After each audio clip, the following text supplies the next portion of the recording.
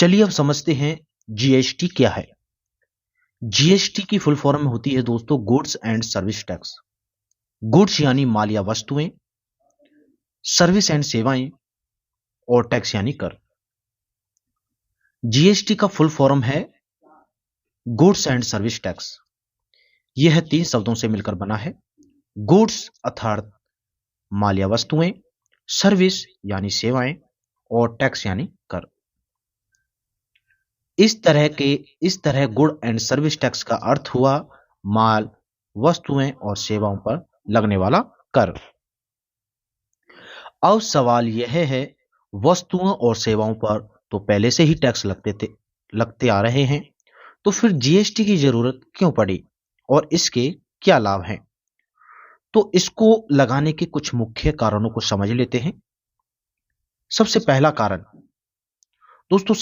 कारण है जीएसटी लागू होने से पहले हमारे देश में व्यवसाय की प्रगति के हिसाब से राज्य सरकारें और केंद्र सरकारें कई तरह के टैक्स लगाती थी। इन्हें समाप्त करके एक टैक्स लगाना था। सरकार ये टैक्स किस तरह लगाती थी, इसे समझने के लिए हम व्यवसाय को 3 मुख्य श्रेणियों में बांट रहे हैं। मैन्युफैक्चरर ऐसे डीलर्स या कंपनियां हैं जो कच्चा माल खरीदकर उससे उपयोग करने लायक माल या वस्तुओं का निर्माण करते हैं और फिर उस माल तैयार को अपने व्यापारियों ग्राहकों को बेचते हैं। तो इस प्रकार के डीलर्स या कंपनियां मैन्युफैक्चरर की श्रेणी में आती हैं। दोस्तों, मैन्युफैक्चरर कच्चे माल को खरीदते हैं और उसका कुछ प्रोडक्ट बना के ग्राहकों को बेचते हैं, तो वह होता है मैन्युफैक्चरर। सेकंड नंबर पे ट्रेडर से अभिप्राय ऐसी कंपनियां या डीलर से है जो केवल माल का व्यापार करते हैं, यानी तैयार माल खरीदते हैं और प्रॉफिट लेके उसे बेच देते हैं। यहां माल से तात्पर्य ऐसी वस्तु से है जिसका हम व्यापार करते हैं। जैसे कि कोई व्यापारी कपड़े का व्यापार करता है तो कपड़ा उसके लिए माल है।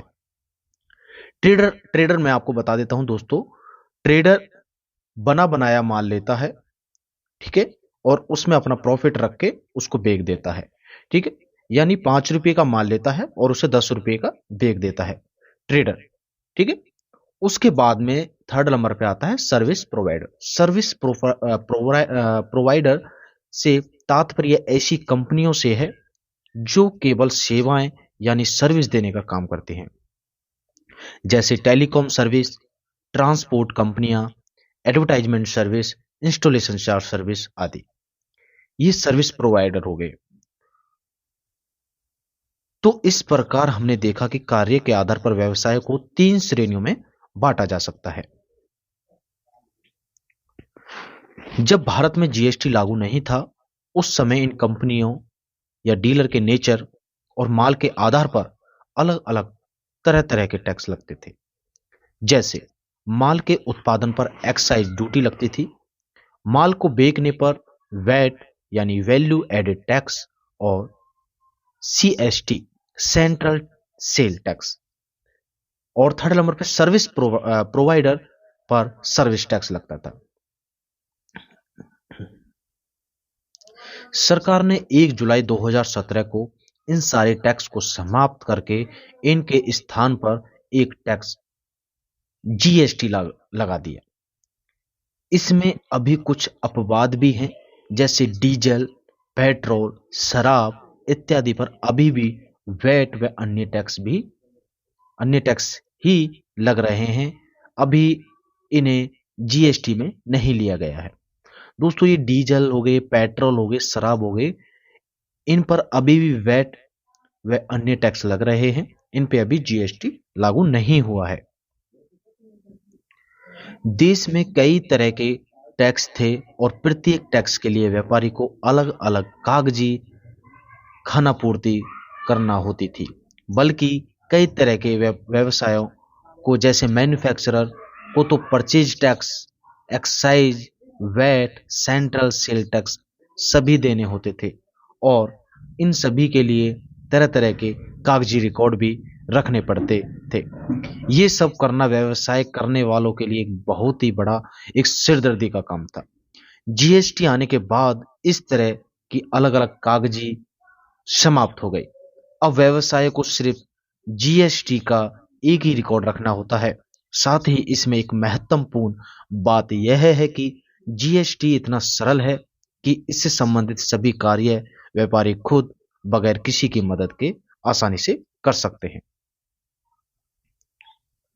दूसरा कारण इसकी अवधारणा है वन नेशन वन टैक्स, यानी एक ही देश एक कर, जिससे पूरे देश में एक जैसे कर प्रणाली हो। आइए इसे समझ लेते हैं। हमारे पूरे देश में अलग अलग राज्य सरकारें एक ही आइटम पर अलग अलग टैक्स लगाती हैं। उससे यह होता है कि एक ही आइटम अलग अलग राज्य में अलग अलग मूल्य पर मिलता था। जिस स्टेट में टैक्स रेट कम होता था वहां माल का मूल्य भी कम होता था। जिस स्टेट में टैक्स रेट ज्यादा होता था वहां उस माल का मूल्य भी अधिक होता था। उदाहरण मैं आपको एक बता देता हूं। उदाहरण के लिए एक टीवी बनाने वाली कंपनी पूरे देश में अपने डिस्ट्रीब्यूटर के द्वारा 10,000 रुपये में एक टीवी बेचती थी। इस मूल्य में वैल्यू एडिड टैक्स यानी वैट अलग से लगता था, जो कि उत्तर प्रदेश में 25% था, मध्य प्रदेश में 15 यानी 15% था, और ग्राहकों को एक ही कंपनी का एक ही प्रोडक्ट पर उत्तर प्रदेश में 12,500 में तथा मध्य प्रदेश में 11,500 में मिलता था। जीएसटी लागू करके सरकार का उद्देश्य इस विसंगति को दूर करना था। इस तरह के टैक्स डिफरेंट के कारण जिस स्टेट में टैक्स रेट कम होता था, कई व्यापारी वहां से माल खरीदकर जिस स्टेट में टैक्स रेट ज्यादा होता था वहां बगैर बिल के माल बेचते थे। बिना बिल के माल बेचने से मतलब है टैक्स चोरी करना, और यही कारण था जिस राज्य में टैक्स रेट ज्यादा होता था वहां टैक्स चोरी भी बड़े स्तर पर होती थी। इससे भी उदाहरण से समझ लेते हैं। कई व्यापारी मध्य प्रदेश से 11,500 में टीवी खरीदते थे और उत्तर प्रदेश में ले जाते थे।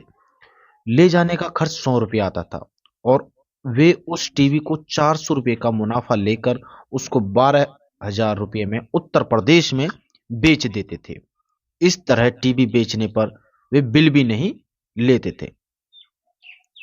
इसका बड़ा नुकसान उत्तर प्रदेश के ईमानदार व्यापारियों को होता था, जो कि 10,000 रुपये का टीवी पर उस पर यूपी गवर्नमेंट का 25% वैट 2,500 रुपये यानी कुल 12,500 में एक टीवी बेचते थे, जबकि बिना बिल का टीवी 12,000 में बिक रहा था। ऐसे में ईमानदार व्यापारियों का माल कैसे बिकेगा? और बस यही कारण था, ईमानदार व्यापारी दुखी थे। साथ ही इसका एक बड़ा नुकसान यह भी था कि यूपी में माल बेचने के बावजूद भी टैक्स यूपी सरकार को नहीं मिलता था। यही हालात देश के लिए अन्य राज्यों में भी थे। जीएसटी आने के बाद देश के सभी राज्यों में किसी भी प्रोडक्ट पर लगने वाला टैक्स एक समान हो गया। अब आप देश के किसी भी राज्य में कोई भी प्रोडक्ट खरीदें उस पर एक ही टैक्स रेट लगता है। जैसे कि इलेक्ट्रॉनिक आइटम पर पूरे देश में 18% जीएसटी लगता है। बस यही कारण है कि बगैर बिल का कारोबार समाप्त हो गया, जिससे ईमानदार व्यापारी भी खुश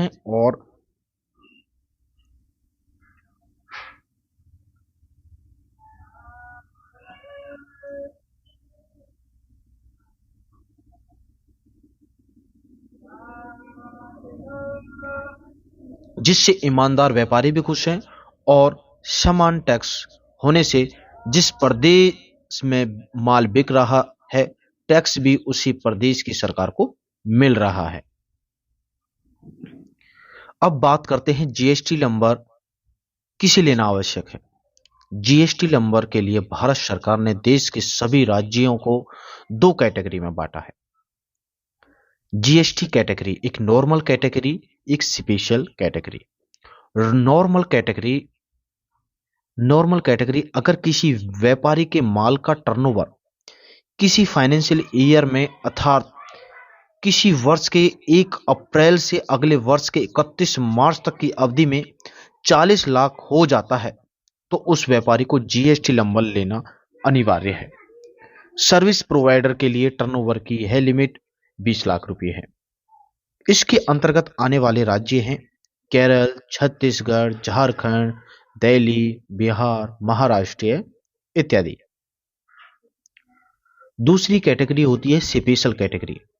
अगर किसी व्यापारी के माल का टर्नओवर किसी फाइनेंशियल ईयर में 20 लाख से अधिक हो जाता है तो उस व्यापारी को जीएसटी नंबर लेना अनिवार्य है। इसी तरह सर्विस प्रोवाइडर के लिए यह लिमिट 10 लाख रुपए है। इसके अंतर्गत आने वाले राज्य पांडुचेरी, मेघालय, मिजोरम, त्रिपुरा, मणिपुरी, सिक्किम, नागालैंड, अरुणाचल प्रदेश। आइए यहां आपके मन में एक सवाल होगा कि टर्नओवर क्या होता है। आइए इसे भी हम समझ लेते हैं, टर्नओवर क्या होता है। टर्नओवर आपके व्यापार में किसी भी फाइनेंशियल ईयर में जो टोटल सेल होगा, अर्थात सभी तरह के सेल्स जैसे कैश सेल, क्रेडिट सेल मिलाकर, चाहे वे टैक्सेबल हो या एग्जैम्प्ट हो या अन्य किसी भी तरह के हों, उन सभी को मिलाकर उस वर्ष का टर्नओवर कहलाया जाएगा। अर्थात लिस्ट में आप अपने राज्य का नाम और बताएं कि टर्नओवर को देखकर यह निर्णय कर सकते हैं कि आपको जीएसटी नंबर लेना अनिवार्य है या नहीं। यदि लेना है तो किस कैटेगरी में है। यदि आपका टर्नओवर पहले बताए अनुसार नहीं है तो फिर भी आप जीएसटी नंबर लेना चाहते हैं तो ले सकते हैं। जीएसटी रजिस्ट्रेशन के लिए कितने प्रकार की स्कीम्स हैं। यदि आपको जीएसटी नंबर चाहिए तो उसके लिए जीएसटी रजिस्ट्रेशन करवाना होगा। जीएसटी रजिस्ट्रेशन की 2 स्कीम्स हैं। ये जीएसटी रजिस्ट्रेशन की स्कीम है, एक कंपोजिशन स्कीम, एक रेगुलर स्कीम। आइए इनको हम समझ लेते हैं, कंपोजिशन स्कीम क्या है और रेगुलर स्कीम क्या है। पहले बात करते हैं कंपोजिशन स्कीम के बारे में। कंपोजिशन स्कीम छोटे व्यापारियों के लिए है। इसे भी 3 भागों में बांटा गया है, मैन्युफैक्चरर एंड ट्रेडर, रेस्टोरेंट जहां पर अल्कोहल सर्वे नहीं किया जाता है, इन सर्विस प्रोवाइडर। मैन्युफैक्चरर और ट्रेडर के लिए कंपोजिशन स्कीम्स, इसके अंतर्गत वे डीलर्स आते हैं जो किसी भी तरह के माल का निर्माण करते हैं या व्यापार करते हैं। इसके अंतर्गत आने वाले व्यापारी को टर्नओवर की अधिकतम लिमिट है। किसी फाइनेंशियल ईयर में 1.5 करोड़ है, अर्थात उसका टर्नओवर 1.5 करोड़ से अधिक नहीं होना चाहिए। यहां एक बात ध्यान रखें कि नॉर्थ ईस्ट स्टेट यानी उत्तर पूर्वी राज्यों को, उत्तराखंड के लिए यह लिमिट 75 लाख रुपए है। सर्विस प्रोवाइडर के लिए कंपोजिशन स्कीम, इस स्कीम में वे डीलर्स रजिस्ट्रेशन करवा सकते हैं जो सर्विस यानी सेवा देने का काम करते हैं। सर्विस प्रोवाइडर के लिए टर्नओवर की लिमिट 50 लाख है, अर्थात उसका टर्नओवर किसी भी फाइनेंशियल ईयर में 50 लाख से अधिक नहीं होना चाहिए। कंपोजिशन स्कीम लेने के बाद आपकी कंपनी पर लागू होने वाले नियम, इस स्कीम में आने वाला व्यापारी केवल अपने राज्य में ही माल बेच सकता है, यानी राज्य के बाहर माल नहीं बेच सकता। हां, वह अपने राज्य से दूसरे राज्य के किसी भी राज्य से माल खरीद जरूर सकता है। Number 2, no ITC available.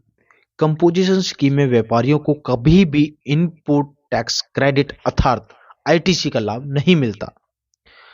अब इसको समझने के लिए पहले समझना होगा इनपुट टैक्स क्रेडिट का मतलब क्या है।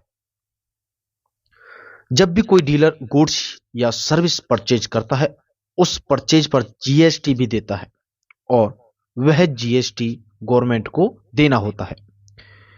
खरीद पर दिए गए टैक्स की छूट लेता है तो इस तरह के मिलने वाली छूट को आईटीसी यानी इनपुट टैक्स क्रेडिट कहते हैं।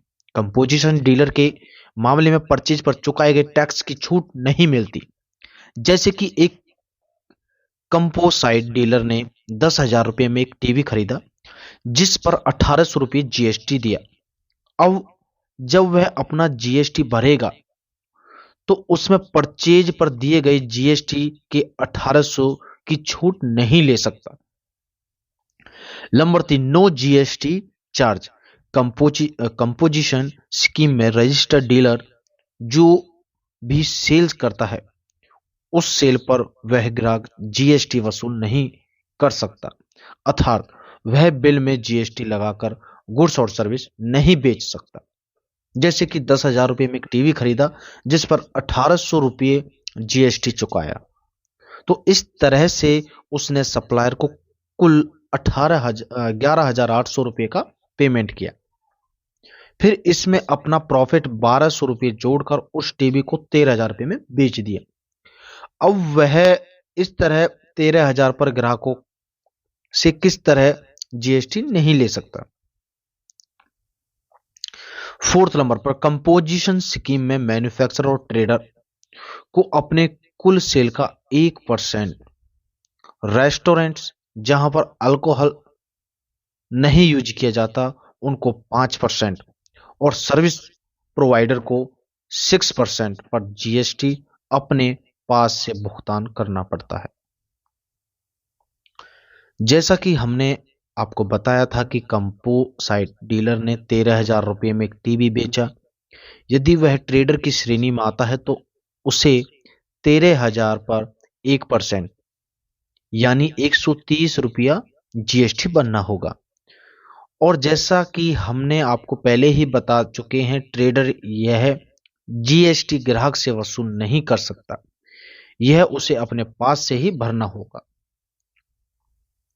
फिफ्थ नंबर पर, कंपोजिशन स्कीम में उसे बिल के ऊपर बिल ऑफ सप्लाई लिखकर देना होता है, जिससे ग्राहक को मालूम पड़ सके कि उसने जिससे माल खरीदा है वह कंपोजिशन डीलर है। बिल ऑफ सप्लाई इस तरीके से वो अपने बिल के ऊपर लिखेगा। सिक्स नंबर पर, कंपोजिशन स्कीम में व्यापारी को क्वार्टरली यानी 3 महीने में एक बार टैक्स का भुगतान करना होता है। सेवंथ नंबर, कंपोजिशन स्कीम में व्यापारी को प्रत्येक बिल का हिसाब नहीं रखना होता, क्योंकि उसके ग्राहक से कोई टैक्स ही नहीं वसूला है, तो फिर सरकार उससे प्रत्येक बिल का हिसाब क्यों ले। उसे तो केवल हर महीने में जीएसटी कंपोजिशन 08 और वर्ष के एक बार जीएसटी R4 रिटर्न फाइल करना होता है। यहां रिटर्न से तात्पर्य अपने जो भी ट्रांजैक्शन किए हैं उनकी समरी देना होता है। अभी हमने कंपोजिशन स्कीम के बारे में बात की, आइए अब रेगुलर स्कीम के बारे में समझ लेते हैं। रेगुलर स्कीम में टर्नओवर की कोई अधिकतम सीमा नहीं है तथा इसके अंतर्गत आने वाले व्यापारी राज्य के अंदर और राज्य के बाहर दोनों स्थान पर माल खरीद और बेच सकते हैं। रेगुलर स्कीम लेने के बाद आपकी कंपनी पर लागू होने वाले नियम। रेगुलर स्कीम के अंतर्गत आने वाले व्यापारी द्वारा जो भी माल या वस्तु सेवाएं की खरीदी की जाती है और उस खरीद पर जो जीएसटी चुकाया जाता है उसका आईटीसी इनपुट टैक्स क्रेडिट प्राप्त हो जाता है। इसका मतलब यह हुआ कि गवर्नमेंट को टैक्स पे करते समय खरीद पर दिए गए जीएसटी की छूट मिलती है। रेगुलर स्कीम के अंतर्गत आने वाले व्यापारी जो भी माल अपने ग्राहक को बेचता है उस पर वह ग्राहक से जीएसटी वसूलता है। इस तरह सेल पर वसूल किए गए जीएसटी को आउटपुट जीएसटी कहा जाता है। इस स्कीम में डीलर अपने सेल के आउटपुट जीएसटी से परचेज के इनपुट जीएसटी अर्थात इनपुट टैक्स क्रेडिट को घटाता है और इनके डिफरेंस का भुगतान सरकार को करता है। सरल शब्दों में कह सकते हैं कि वह अपने सेल पर वसूले गए जीएसटी में से परचेज पर दिए गए जीएसटी को कम करके बकाया जीएसटी का भुगतान सरकार को करता है। इसे एक उदाहरण से समझ लेते हैं। मान लीजिए आप एक रेगुलर स्कीम में रजिस्टर्ड डीलर हैं और आपने एक टीवी 10,000 रुपये मूल्य का खरीदा। आपने एक टीवी 10,000 रुपये का खरीदा है जिस पे 18% जीएसटी यानी 1,800 रुपया दिया, अर्थात टीवी के कुल मूल्य 11,800 का भुगतान किया। अब इस टीवी का आपने 10,000 रुपये के ऊपर 3,000 रुपये प्रॉफिट देकर 13,000 रुपये में बेचा, जिस पर ग्राहक से 2340 जीएसटी भी वसूला, अर्थात कुल 15,340 रुपये लिए। इसमें 2340 आउटपुट जीएसटी कहलाएगा और 1800 रुपये इनपुट जीएसटी कहलाएगा, और आपको इन दोनों का डिफरेंस यानी केवल 540 रुपये सरकार को देना होगा। इस तरह जीएसटी पे करने का फॉर्मूला, आउटपुट जीएसटी और इनपुट जीएसटी बराबर GST payable, output GST minus input GST बराबर जीएसटी पेबल। रेगुलर स्कीम के अंतर्गत व्यापारी अपने ग्राहकों को जीएसटी अलग से वसूल करता है, इसलिए उसे सरकार को बताना होता है कि उसने किस बिल पर कितना टैक्स वसूला है, अर्थात उसे प्रत्येक बिल का हिसाब देना होता है। रेगुलर स्कीम में व्यापारी अपने ग्राहक को जो इनवॉइस देता है उस पर टैक्स इनवॉइस लिखना अनिवार्य है।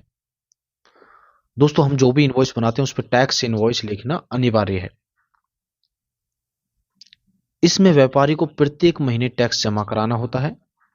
इसमें व्यापारी को कुछ रिटर्न्स जैसे GST 3B, GST R1 file करना होता है।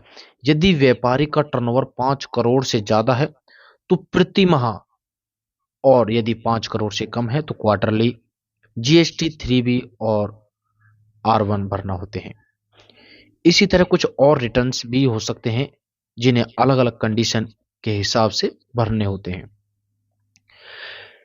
यहां पर हमने आपको बताया जीएसटी के रजिस्ट्रेशन की दोनों स्कीम्स, कंपोजिशन और रेगुलर स्कीम के बारे में बता दिया है। अब देखते हैं जीएसटी के लिए डीलर्स को रजिस्ट्रेशन कहां और कैसे करवाना होता है। सरकार ने वन नेशन वन टैक्स के रूप में जीएसटी को लागू कर दिया है। साथ ही इस टैक्स की पूरी प्रक्रिया को आसान बनाने के लिए goods and service tax network बनाया है, जिसे शॉर्ट्स में जीएसटीएन कहते हैं। जीएसटीएन ने एक जीएसटी पोर्टल www.gst.government.in बनाया है। इस पोर्टल पर डीलर स्वयं जीएसटी से संबंधित अपने सभी कार्य ऑनलाइन कर सकते हैं। इसके लिए उन्हें पोर्टल पर रजिस्ट्रेशन करवाना होता है।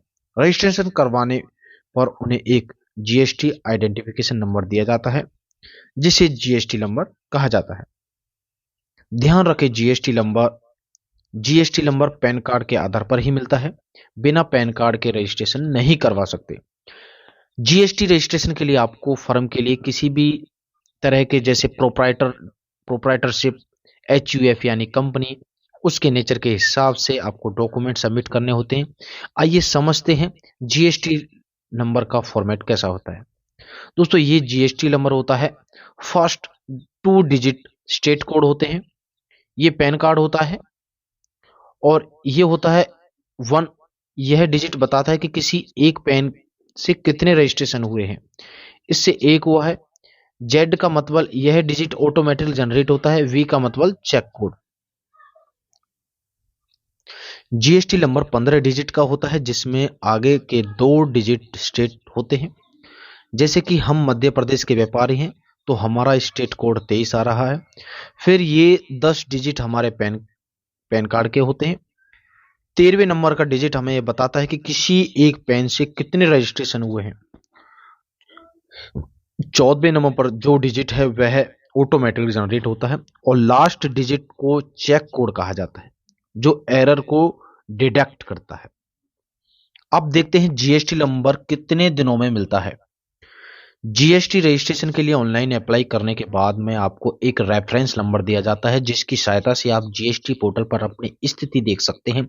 अगर GST good and service tax network को कोई आपत्ति नहीं होती तो 3 से 4 दिनों के अंदर आपके ईमेल और मोबाइल नंबर पर जीएसटी अर्थात जीएसटी नंबर जारी किया जा सकता है। आइए अब देखते हैं जीएसटी में कितने प्रकार के डीलर्स होते हैं। जीएसटी में 2 प्रकार के डीलर्स होते हैं, एक रजिस्टर्ड डीलर, एक अनरजिस्टर्ड डीलर। दोस्तों, रजिस्टर्ड डीलर में रेगुलर डीलर आते हैं और कंपोजिशन डीलर आते हैं, और अनरजिस्टर्ड डीलर में ओनली कंज्यूमर आते हैं। रजिस्टर्ड डीलर से अभिप्राय है ऐसे व्यापारी जो जीएसटी नंबर लेते हैं अर्थात जीएसटी का रजिस्ट्रेशन करवाते हैं। इसके भी 2 प्रकार होते हैं, जैसे कि हमने आपको पहले ही बता दिया था। यदि व्यापारी ने रजिस्ट्रेशन करवाते समय रेगुलर स्कीम ली है तो वह रेगुलर डीलर कहलाता है। यदि आपने कंपोजिशन स्कीम ली है तो वो कंपोजिशन डीलर कहलाता है। अनरजिस्टर्ड डीलर उन्हें कहा जाता है जिन्हें जीएसटी नंबर नहीं लिया होता, यानी कस्टमर या कोई बहुत ही छोटे व्यापारी। वैसे सरकार इन दोनों को कंज्यूमर ही मानती है। आइए अब बात करते हैं जीएसटी कितने प्रकार के होते हैं। अभी तक हमने जीएसटी किया है, इसमें कितनी स्कीम्स होती हैं और कितने प्रकार के डीलर्स होते हैं इत्यादि अनेक जानकारी प्राप्त की। अब बात करते हैं जीएसटी कितने प्रकार का होता है। जीएसटी हमारा 3 प्रकार का होता है, एसजीएसटी, सीजीएसटी और आईजीएसटी।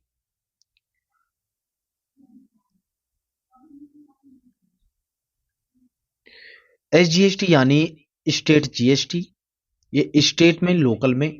सीजीएसटी यानी सेंट्रल जीएसटी। आईजीएसटी यानी इंटीग्रेटेड जीएसटी।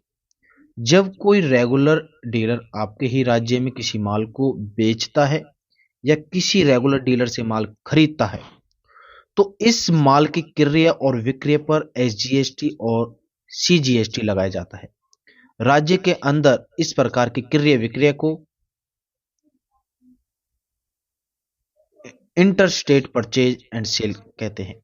मान लीजिए रजिस्टर्ड डीलर ने 1000 रुपये का माल बेचा। जो माल बेचा उस पर 18% जीएसटी एप्लीकेबल है।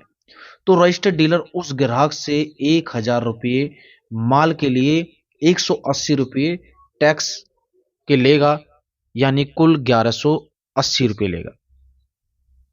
यहां एक महत्वपूर्ण बात ध्यान रखें कि आपको अपने राज्य में माल बेचने पर इस टैक्स के 2 हिस्से हो जाते हैं, जिसमें आधा यानी 9% GST CGST central goods and service tax and आधा 9% SGST state goods and service tax में विभाजित हो जाता है।